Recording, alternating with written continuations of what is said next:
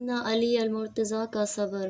ایک روز حضرت صلی اللہ علیہ وسلم حضرت فاطمہ رضی اللہ تعالیٰ عنہ کے ہاں تشریف لے گئے اور فرمایا، میرے دونوں بیٹے حسن رضی اللہ تعالیٰ عنہ اور حسین رضی اللہ تعالیٰ عنہ کہاں ہیں؟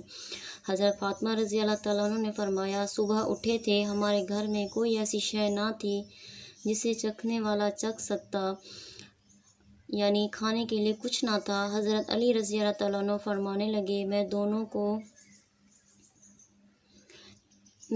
کو اپنے ساتھ لے جاتا ہوں، کیونکہ تمہارے پاس یہ روئیں گے اور کھانے کی کوئی چیز موجود نہیں جو انہیں دی جائے۔ چنانچہ حضرت علی رضی اللہ عنہ دونوں کو فلاں یہودی کے پاس لے گئے۔ حضرت صلی اللہ علیہ وسلم یہ سن کر اس یہودی کے ہاں گئے، دیکھا تو دونوں بچے وہاں کھیل رہے ہیں اور ان کے سامنے کھجوروں کی گٹھلیاں دھری ہیں۔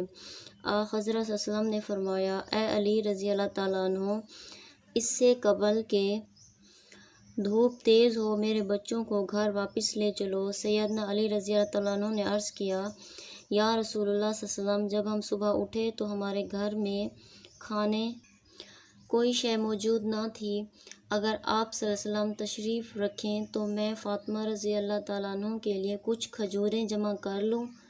پس رسول اللہ صلی اللہ علیہ وسلم بیٹھ گئے اور جناب امیر اس یہودی کا حوض بھرنے لگے، ایک ڈول کے لیے ایک کھجور۔ چنانچہ کچھ کھجوریں جمع کر لی اور اپنی تہہ بند کے ڈبے میں رکھ لی۔